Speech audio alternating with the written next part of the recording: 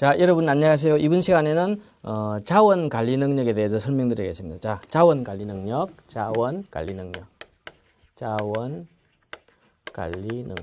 그죠? 자원, 이게 리소스잖아요, 리소스. 리소스. 그러니까 기업은 예를 들어서 다양한 자원을 가지고 원하는 재화와 용역을 만들어가 시장에 공급하는 거거든요. 물론 이제 뭐 사기업도 있고 공기업도 있겠지만 하여튼 기본적으로는 산출물을 만들어 가지고 시장에 또는 고객한테 제시하면서 뭐 그에 대한 대가로 받고 이게 이제 계속적으로 이제 유지되는 거거든요. 그럼 거기에서 재화를 창출하기 위해서는요, 이 자원이 필요해요. 여러분들 이 자원은 뭐가 있을까요? 우선 사람도 자원이죠, 그죠? 조직에 있는 구성원들이 자기 역할을 다 해가지고 조직의 목표가 달성되잖아요, 그죠? 그럼 사람도 자원이고 또 어떤 자원이 있을까요? 우리가 그냥 막 놓치기 쉬운 자원이 있는데요. 이 하루에 24시간, 그죠? 시간도 자원이에요. 어떤 사람들은 뭐 어영부영 하다 보면요, 뭐 4-5시간 그냥 지나가잖아요, 그죠? 그럼 시간이라는 자원은 한 번 지나가면 못 들어와요. 시간도 자원이고 또 기계, 뭐 장비, 그죠? 기계나 설비가 있어야 부속 여러 가지 그 공정이 진행되잖아요, 그죠? 그런 것도 자원이고 또 중요한 건 뭡니까? 돈이죠, 돈, 예산. 자, 그래서 자원을 한번 정리해 봅시다. 그러니까 자원 관리 능력에는 네 가지 하위 능력이 있습니다. 자, 첫 번째는 시간이라는 자원.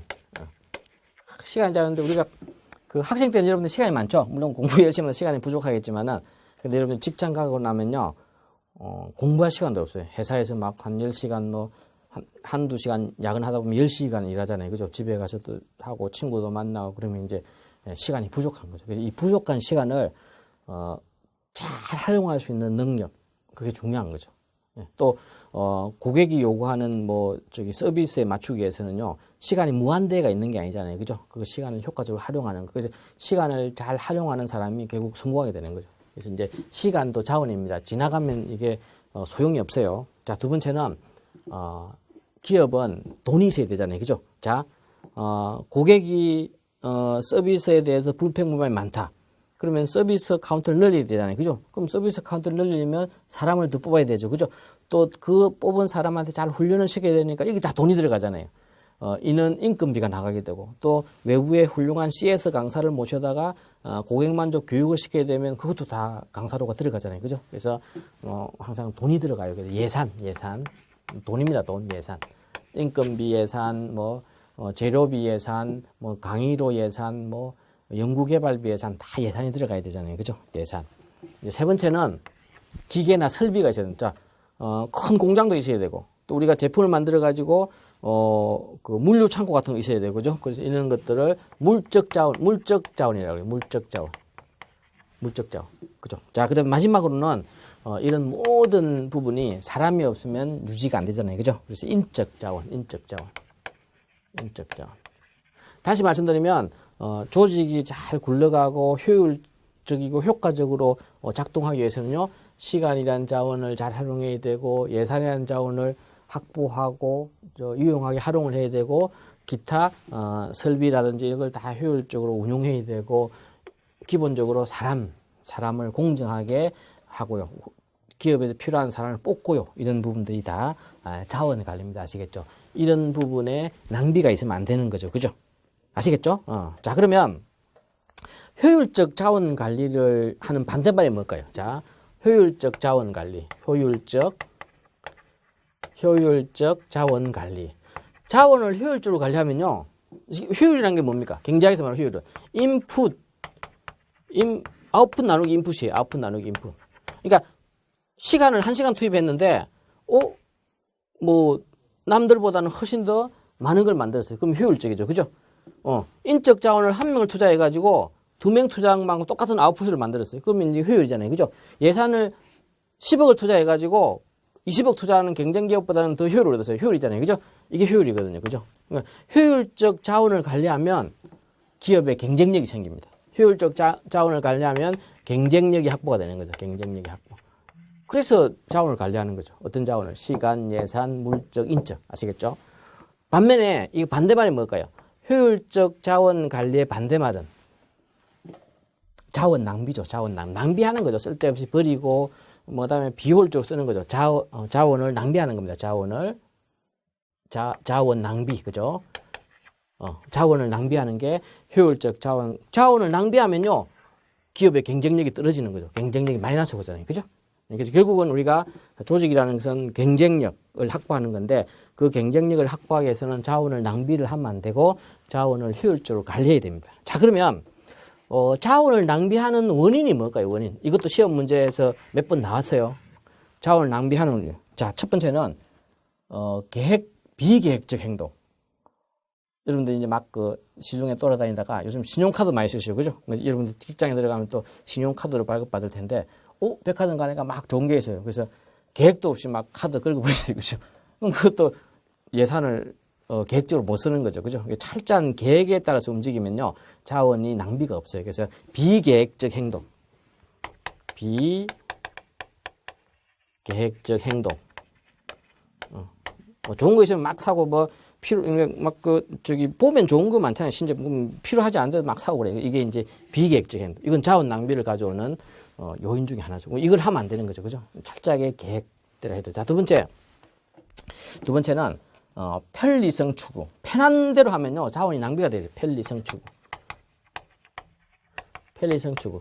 저도 이제 직장에서 일을 많이 하고 또 기업체 자문도 많이 하고 컨설팅도 많이 하는데, 우리가 이제 예를 점심 먹고 양치를 해요. 양치를 하는데, 어떤 직원들은 보면 자기 컵이 있어요. 컵을 딱 가져가 양치하고 닦고 갖다 놓고. 근데 어떤 사람들은 종이컵 얼마나 편해요. 지금 천지가 종이컵입니다. 그거 가져가가지고 하고 버리고. 그럼 이건 자원 낭비죠. 종이컵에 대한 낭비고 또 환경도 오염시키고 여러 가지 문제가 생기는 거죠. 다시 말씀드리면 우리가 편하게 살려고 그러면요, 자원이 낭비가 되게 돼 있어요. 조금 더 좀 자기를 엄격하고 절제하는 것이 자원 관리죠. 대표적인 예가 이제 종이컵 쓰는 거, 이런 것들은 편리하기 위해서 하는 거잖아요, 그죠? 자원 낭비. 커피 마시는 것도 마찬가지고, 이제 테이크아웃 할 때 그거 다 버리는 거잖아요, 그죠? 이런 것들도 편하게 살리다 보면 자원 낭비가 오는 거예요. 자, 그 다음에 또 어떤 게 있을까요? 자원에 대한 이해가 없는 거죠. 인식 부족. 이게 자원이다, 이런 게 없어요. 인식 부족. 특히 이건 어때요? 시간은 무한하다. 시간은 실제로 한번 지나가면 못 들어오거든요, 그죠? 그렇잖아요, 그죠? 시간이라는 건 정말 아껴 쓰고 관리하고 더 생산적이고 더 가치 있게 써야 되는데, 이걸 관리가 잘 안 되잖아요, 그죠? 시간이라는 거는 자원인지 안 자원인지 모르는 거죠. 시간, 그 중요한 자원이에요. 한번 지나가면 안 넘어오는데, 그죠? 인식 부족. 예산이나 기계에 있는 것도 물적 자원인지 아는데 시간이 자원인지 모르는 사람들이 많죠. 태반이죠, 그죠? 예. 자, 또 어떤 게 있을까요? 낭비하는 거는 노하우 부족. 제가 아는 회계사 간부죠. 제 후배 되는데 회계사인데, 이 친구는요, 돈을 진짜 아꼈어요. 그래서 저는 그냥 카드로 쓰고, 저도 쓰고, 저희 가족도 쓰고 그러니까, 카드가 막 날라오면 이거 언제 많이 썼지? 이렇게. 결국은 뭡니까? 예산을 낭비한 거죠. 그죠? 근데 제가 아는 회계사는 이렇게 하더라고요. 이제 한 달에요, 봉투를 만들어가지고, 자, 외식비 20만원. 외식비 봉투를 하나 만들어요, 봉투. 여기는 20만원만 딱 넣어놔요. 그죠? 그 다음에 자녀 교육비 30만원. 이렇게 넣어가지고, 매달 월초가 되면요, 자기들은 수입 중에서 봉투에다 넣어놔요. 그러니까 외식비는 20만원 쓰게 돼. 20만 넘으면 안 쓰는 거죠. 그죠? 이제 이런 걸 보니까 이거 노하우죠. 가계부 쓰는 노하우. 그러니까 우리가 시간이라는 자원을 어떻게 노트에다가 내일 해야 될 일을 딱 쓰는 거죠. 그리고 이거는 몇 시간 걸리겠다. 이러면 시간 자료는 관리하게 되는데, 그거 없이 그냥 하다 보면 10시간 할 걸 12시간 하게 되고 이렇게 되는 거예요. 노하우도 중요합니다. 그래서 여러분들이 이제 시간 관리 잘하는 사람, 시간 관리의 노하우, 책도 있잖아요. 그죠? 그걸 보고, 잘 관리하면 아주 시간을 효율적으로 쓸 수 있어요. 자, 그럼 다시 정리합니다. 자원은 시간, 예산, 물적, 인적이 있는데, 이걸 효율적으로 쓰면요, 기업의 경쟁력이 올라가요. 이게 반대말은 뭡니까? 낭비하는 겁니다. 이거 낭비하면 기업의 경쟁력이 떨어지는 거죠. 10명 뽑아서 일을 시킬 걸 20명 뽑아서 일을 시키면 임금이 많이 나가죠. 자, 그래서, 자원을 왜 낭비하느냐? 비계획적 행동, 편리성 추구, 인식 부족, 노하우 부족. 아시겠죠? 그래서 요거는 이제 자원을 낭비하게 되는 요인입니다. 이것도 여러분들 알아두시면 됩니다. 자, 여기까지 자원 그 관리의 하위 능력 또는 효율적 자원 관리에 대한 개념을 간단하게 설명드렸고요. 이제 그 한 학씩 보시죠. 이 하위 능력 좀 시간이라는 자원. 이 시간이라는 자원에 대해서는 유명한 이제 저기 자기 개발 교수가 있죠. 그죠? 스티브 코비 교수. 네. 교수의 시간 관리 모델이 있어요. 저도 이걸 공부를 하고요. 제 저기 생활할 때도 많이 활용합니다. 자, 여기 보시면 이렇게 이제 매트릭스를 만들어요. 매트릭스를 그 2x2 매트릭스를 만들어 가지고 요거는 이제 중요한 거. 우리가 여러분들의 한 달, 하루, 1년의 활동 중에 중요한 게 있잖아요. 이건 정말 안 하면 안 된다. 이런 중요한 게 있고 급한 게 있어요. 급한 거. 이거는 긴급한 거. 긴급도. 예. 그래서 스티브 코비 교수는 이렇게 말했어요. 우리가 지금 급한 일에 너무 매달리다 보니까 시간을 효율적으로 못 써요. 그래서 코비 교수는 중요한 거 먼저 해라. 핵심이 그러면 핵심이 급한 걸 하지 말고 중요한 것을 먼저 하기. 이게 핵심이에요. 먼저 하기. 그러니까 중요한 것을 먼저 하면요. 급한 게 없어져요. 근데 어떤 사람들은 중요한 걸 미리 안 하기 때문에 항상 급해요. 자, 그럼 요거 봅시다. 여기는 중요한 거. 여기는 덜 중요한 거. 중요하지 않은 거. 여기는 아주 긴급한 거. 여기는 긴급하지 않은 것. 덜 긴급한 거. 이렇게 나눠볼게요. 자, 우리가 급한 일 안 하면 안 됩니다. 그죠? 그러니까 중요하면서 급한 게 있어요. 여기 보면 예를 들어서 고객이 우리가 물건을 팔았는데 고객이 막 크레임 제공했어요. 그 중요한 거죠. 그거 무시하면 안 되는 거죠. 그죠? 고객 대응. 이거 굉장히 중요한 거죠. 중요하면서도 급한 거고. 자, 그 다음에, 업무 처리. 팀장한테 내일까지 보고해야 돼요. 그거 안 하면 안 되잖아요. 그죠? 업무 처리. 이런 것들은 중요하면서 긴급하면 중요해요. 이건 반드시 해야 됩니다. 이걸 하지 말라는 건 아니에요. 이거 반드시 해야 되는데 중요한 건 뭡니까? 긴급하지만 덜 중요한 건 하지 말라는 거죠. 그럼 그 시간을 어디서 라는 겁니까? 여기서라는 거죠. 덜 긴급하지만 중요한 게 있어요. 그럼 예를 들어서 긴급하면서 덜 중요한 이건 긴급 전화 같은 거, 막 긴급 전화 같은 거 또는 보고 같은 거, 회의 같은 거, 그죠? 자, 다시 보십시오. 고객 대응이나 업무 처리는 중요하면서도 긴급해. 이건 해야 돼요. 안 하면 안 돼요. 그죠? 야단나요. 그죠? 그런데, 이제 긴급하게 전화 온다든지, 보고한다든지, 회의한다든지, 이거는 긴급하지만 그렇게 중요한 건 아니에요. 아시겠죠? 그래서 요거는 가능하면 이 시간을 줄이라는 거죠. 아주 뭡니까? 중요하지도 않고 긴급하지 않은 건 뭡니까? 그냥 우리가 잡담하는 거. 잡담하는 거. 또, 어영부영 시간을 보내는 거. 어영부영. 이런 일요일날 만약에 주중에 바쁘다가 일요일날 오전에 시간이 없어요. 그럼 텔레비 틀어놓고 막 하다 보면 4시간 금방 지나가잖아요. 그죠? 얼마나 아까운 시간이에요. 이런 것들이 중요하지도 않고 이거 쓰면 안 되는 거죠. 아시겠죠? 다시 말씀드리면 잡담 그 다음에 어영부영 시간 보내 이거는 빨리 하지 안 돼요. 그 다음에 요걸 하라는 거죠. 요건 뭐겠습니까? 자, 중요한 거. 지금은 덜 긴급하지만 중요한 거. 책 읽기, 독서. 그 다음에, 대인 관계 형성. 주요한 사람을 만나고, 그 사람의 또 생각도의 관계 형성. 또는 뭡니까? 계획을 수립하는 거. 플랜. 또 자기 성찰을 하는 거. 지난 일에 대해서 한번 피드백 해보는 성찰하는 거.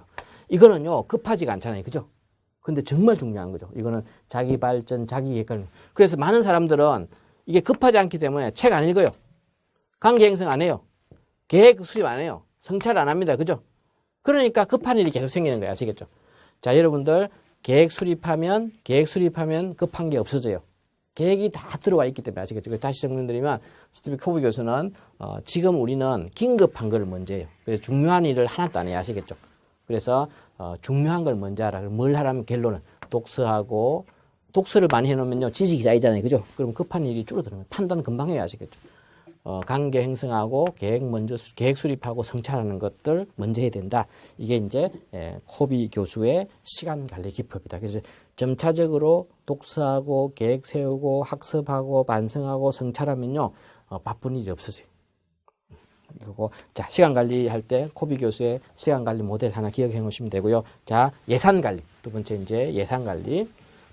돈 관리, 예산 관리를 어떻게 할 것이냐 보면 여기 예산 관리죠. 예산 관리. 그 예산 관리는 일단 우리가 뭡니까? 어떤 항목에다가 돈을 쓸 것인지 그게 예산이잖아요. 그래서 예산을 먼저 수립해야 돼요. 예산을 수립 안 하면 예를 들어 우리가 건물 하나 짓는다. 그럼 건물 짓기 위해서는 땅을 사야 되죠. 그럼 계약금이 나가야 되죠. 이런 것부터 시작해가지고 이제 돈을 쓰는 쫙 아이템과 이 시간이 있는 거죠. 그래서 여기 10원 들어가고 20원 들어가고 쫙 있잖아요. 그죠? 그 예산 지출 계획이 수립되는 거죠. 이게 예산 계획 수립이고요. 그 다음에 중요한 거는, 이거 관리해줘. 관리하고 통제하는 거. 통제는 뭡니까? 자, 여기다가 100원을 쓰기로 했어요. 100원을. 근데 200원을 달라고 그래. 200원을. 그죠? 이런 게 통제하는 거죠. 왜 그런지 분석해보고 물론 필요하면 지출해야 되지만 그죠. 그래서 반드시 예산 관리에는 예산 계획을 수립해야 그리고 그 계획대로 통제하는 게 굉장히 중요하다. 그래서 계획 수립과 통제가 핵심입니다.